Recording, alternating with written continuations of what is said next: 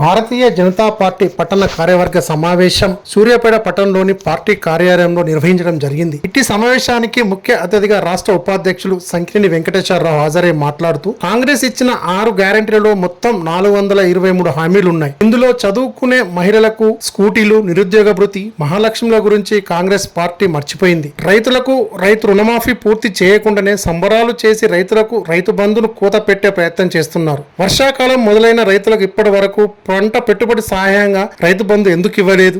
రాష్ట్రంలోని ప్రభుత్వ హాస్టళ్లలో నాణ్యత లేని భోజనం పెట్టడంతో రాష్ట్రంలో నిత్యం ఏదో ఒక చోట విద్యార్థులు ఆసుపత్రిలో పాలవుతున్నారు. రాష్ట్రంలో కాంగ్రెస్ పార్టీ అధికారంలో వచ్చిన తర్వాత పూర్తిగా శాంతి భద్రతలు క్షీణించాయి. గతంలో కేసీఆర్ కుటుంబం లక్షల కోట్ల రూపాయలు దోచుకున్నాడు అన్న ముఖ్యమంత్రి రేవంత్ రెడ్డి నేడు కేసీఆర్ కుటుంబ సభ్యులు అవినీతి విచారణ ఎందుకు జరిపించడం లేదు? రాష్ట్రంలో టీఆర్ఎస్ పార్టీ పూర్తిగా కనుమరుగైపోతుంది. వచ్చే సూర్యాపేట మున్సిపాలిటీ ఎన్నికల్లో మెజారిటీ స్థానాల్లో విజయం సాధిస్తుందని అన్నారు. ఈ కార్యక్రమంలో పార్టీ కార్యకర్తలు, నాయకులు, ముఖ్య నాయకులు పాల్గొన్నారు. కాంగ్రెస్ పార్టీ ఎన్నికలకు పోయినప్పుడు మీరు ఇచ్చిన 6 గ్యారెంటీల్లో 423 హామీల్లో షరతులతో కూడుకున్న హామీలు ఏమన్నా ఇచ్చినారా?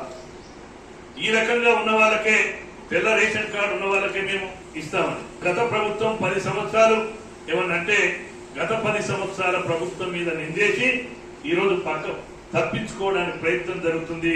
ప్రతి విషయంలో ఈరోజు ఒక విషపూరితమైన ప్రచారం కాంగ్రెస్ పార్టీ, టీఆర్ఎస్ పార్టీ ప్రభుత్వం అధికారంలో ఉన్నప్పుడు ఈ రాష్ట్రం దివాలా తీసింది, అప్పుల రాష్ట్రంగా మారింది.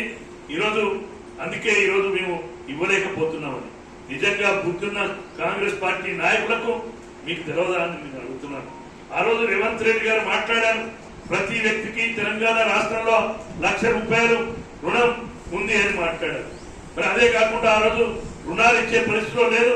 అప్పులు తెస్తే తప్ప జీతాలు కానీ, పెన్షన్ కానీ, పథకాలు కానీ అమలు జరిగే పరిస్థితి లేదు. షాదీ ముబారక్ కావచ్చు, కళ్యాణ లక్ష్మి కావచ్చు, పెన్షన్ కావచ్చు, ఏ అభివృద్ధి కార్యక్రమం లేకుండా మరి ఆ రోజు టీఆర్ఎస్ ప్రభుత్వం అధికారంలో ఏదైతే సంక్షేమ ప్రచారం అమలు కావాలంటే ఈ రాష్ట్రంలో అప్పన్ని ఇవ్వాలి, భూములను అమ్మాలి అని చెప్పింది కాంగ్రెస్ పార్టీ. ఆ రోజు ప్రతిపక్ష పార్టీగా కూడా మనం కూడా చెప్పారు.